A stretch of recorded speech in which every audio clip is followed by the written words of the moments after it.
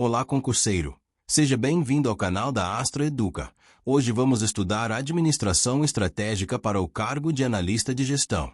Nesta aula 2, a gente vai montar um bloco completo de planejamento e formulação de estratégia, com as ferramentas que mais caem em prova, e também com a leitura correta para a administração pública, porque estratégia no setor público não é só lucro e mercado, é missão, valor público, prestação de serviço, conformidade legal e responsabilidade com a sociedade.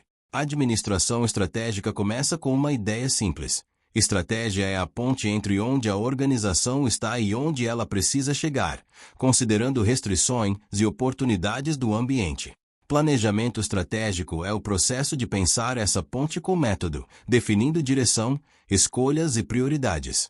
Em prova, é muito comum a banca separar três coisas que o candidato mistura: missão, visão e objetivos. Missão é o propósito, o porquê a organização existe. Visão é o futuro desejado, o onde queremos chegar. Objetivos e metas são o que e quanto, com prazo e medida.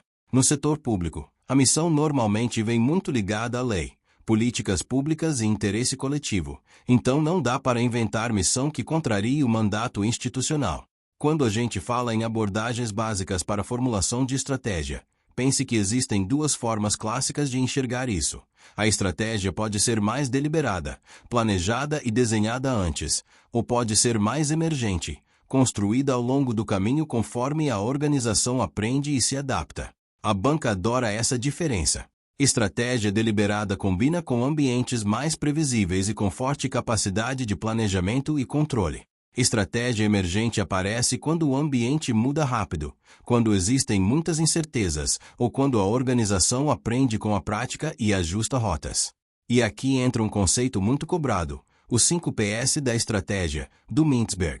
Estratégia pode ser entendida como plano, que é a intenção formal, como padrão, que é aquilo que a organização de fato faz repetidamente, mesmo sem documento bonito, como posição, que é o lugar que ela ocupa no ambiente, no mercado ou no sistema de políticas públicas, como perspectiva, que é o jeito de pensar, a cultura estratégica, a visão compartilhada, e como truque, aquela manobra específica para vencer uma disputa, neutralizar ameaça ou conquistar espaço. Em questão, quando o enunciado diz a organização adotou um comportamento consistente ao longo dos anos, isso tem cara de padrão. Quando diz publicou um documento com diretrizes e metas, é plano. Quando diz escolheu atuar em determinado segmento e deixar outro, é posição. As escolas de planejamento estratégico também aparecem muito, e o que você precisa entender é que são linhas de pensamento sobre como estratégia nasce. Tem escola que vê estratégia como algo desenhado pela liderança a partir de análise, como a escola do design. Tem escola que enfatiza planejamento formal, etapas, orçamento, indicadores, que é a escola do planejamento. Tem escola que foca posicionamento competitivo e análise de mercado, muito ligada ao Porter, que é a escola do posicionamento. Tem visão empreendedora, como líder como figura central e visão forte, típica de empreendedorismo e também de algumas organizações públicas em processos de mudança. Tem escola cognitiva, que olha como as pessoas percebem e tomam decisão. Tem escola do aprendizado, que assume estratégia emergente e adaptação contínua. Tem escola do poder, que reconhece que estratégia também é negociação e disputa de interesses. Tem escola cultural, em que a estratégia é moldada por valores e identidade. Tem escola ambiental, que vê o ambiente como determinante e a organização mais reativa. E tem a escola da configuração, que tenta integrar, dizendo que a organização passa por fases relativamente estáveis e, de tempos em tempos, sofre transformações. Em prova, a pegadinha é achar que só existe uma correta. Normalmente a questão pede qual escola melhor explica esse caso, então você precisa reconhecer o tom do enunciado. Um bloco clássico de estratégia é entender como o ambiente, conduta e desempenho se conectam, que é a lógica estrutura-conduta-desempenho. A ideia aqui é que a estrutura do ambiente, como número de competidores, barreiras de entrada, concentração, regulações, influencia a conduta das organizações, como preço, investimento, diferenciação, alianças, e essa conduta influencia o desempenho. Em administração pública, isso também pode ser traduzido. A estrutura institucional e regulatória molda como os órgãos atuam, e isso afeta o desempenho em políticas e serviços. Questão de prova pode usar isso para mostrar que nem sempre desempenho ruim é falha individual. Às vezes o desenho institucional gera incentivos e limitações. Falando em ambiente competitivo, as 5 forças competitivas do Porter são obrigatórias. Mesmo quando o concurso é público, a banca cobra porque é fundamento. Você analisa a rivalidade entre concorrentes, a ameaça de novos entrantes, a ameaça de produtos ou serviços substitutos, o poder de barganha dos fornecedores e o poder de barganha dos clientes. O objetivo é entender de onde vem a pressão e onde estão os riscos e oportunidades. Para não confundir, pense assim: rivalidade é a briga entre os que já estão no jogo. Novos entrantes é quem pode entrar e aumentar a competição. Substitutos são soluções diferentes que entregam a mesma necessidade. Fornecedores e clientes são quem puxa preço, prazo, qualidade e condições. Em prova, costumam dar um cenário e pedir qual força está mais forte. Por exemplo, quando poucos fornecedores dominam um insumo crítico, ou quando o cliente tem muitas opções e troca com facilidade. Agora vem uma mudança de lente que cai muito. A visão baseada em recursos, a famosa RBV. Aqui a lógica é: vantagem sustentável não vem só do ambiente. Vem dos recursos e capacidades internos que a organização controla e que são difíceis de copiar. Recurso pode ser um ativo, como tecnologia, dados, marca, infraestrutura. Capacidade é a habilidade de combinar recursos e executar, como capacidade de fiscalização, de atendimento, de análise técnica, de inovação, de articulação com municípios. E o modelo VRO é a forma clássica de testar se um recurso pode gerar vantagem. Ele precisa gerar valor, ser raro, ser difícil de imitar, e a organização precisa estar organizada para explorar isso. Em prova, a banca pode descrever um recurso e perguntar se é fonte de vantagem temporária ou sustentável. Se é valioso mas comum, você só atinge paridade. Se é valioso e raro, pode dar vantagem. Mas se for fácil copiar, a vantagem não dura. Se for valioso, raro e difícil de imitar, mas a organização não tem processos para usar, a vantagem fica presa, não vira resultado. Uma ferramenta que sempre aparece é a SWOT, que organiza forças e fraquezas internas, oportunidades e ameaças externas. O segredo aqui é não confundir interno com externo. Força e fraqueza são coisas dentro da organização, como competência técnica, orçamento, processos, cultura, sistemas, pessoas.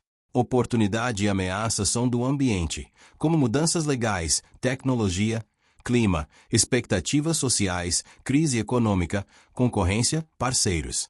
A banca também gosta de cobrar o passo seguinte: usar a SWOT para gerar estratégias. Se você tem força e oportunidade, você pensa em estratégias ofensivas, de crescimento ou aproveitamento. Se você tem fraqueza e ameaça, você pensa em defesa e sobrevivência. Se você tem força e ameaça, você usa força para mitigar risco. Se você tem fraqueza e oportunidade, você precisa desenvolver capacidade para capturar a oportunidade. Análise de cenários entra quando o futuro é incerto e você não quer planejar como se tivesse certeza. Cenário não é previsão. Cenário é uma narrativa consistente de futuro possível, construída a partir de forças motrizes e incertezas críticas. Você monta um cenário otimista, um pessimista, um intermediário, ou cenários com eixos, como alto investimento versus baixo investimento e clima favorável versus clima crítico, e testa suas estratégias, o que funciona em todos os cenários, o que funciona só em um, e o que é arriscado. Em prova, o que cai é a lógica. Cenário serve para aumentar preparo, reduzir surpresa e apoiar decisão robusta. Estratégias genéricas, do Porter, são outro clássico.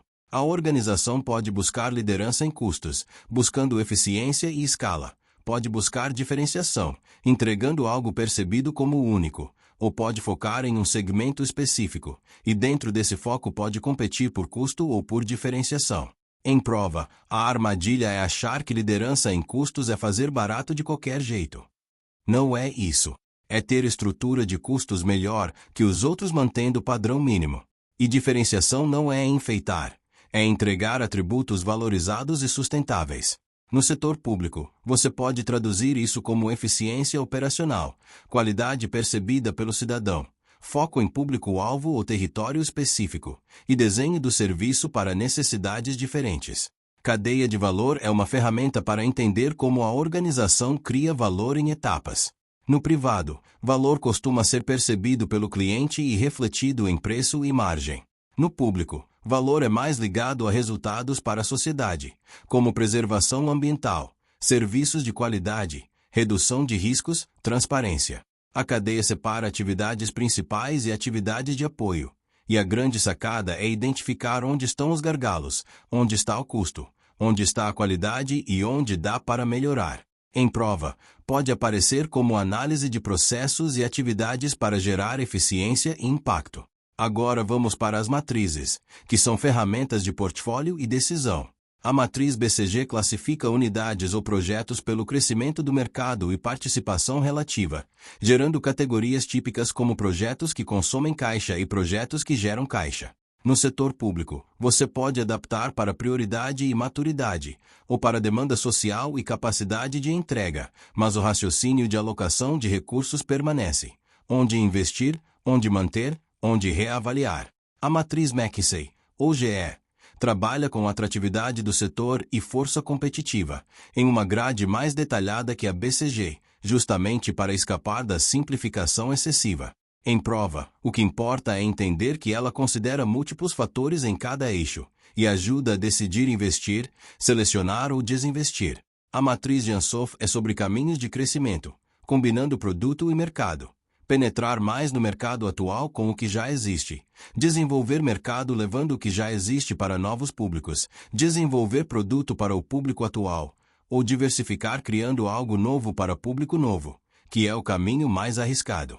Em administração pública, você pode pensar como serviços atuais para territórios atuais, serviços atuais para novos territórios, novos serviços para o público atual, e novos serviços para novos públicos, sempre avaliando risco, capacidade e legitimidade. Balanced Scorecard é essencial e cai muito. O BSC não é só painel de indicadores, é um modelo de gestão da estratégia. Ele traduz visão e estratégia em objetivos e medidas conectadas por causa e efeito, em perspectivas. No modelo clássico, você fala de financeira, clientes, processos internos, aprendizado e crescimento. No setor público, muitas vezes a perspectiva missão ou sociedade vem no topo, porque o objetivo não é lucro, é impacto público, e a parte financeira entra como responsabilidade e sustentabilidade orçamentária.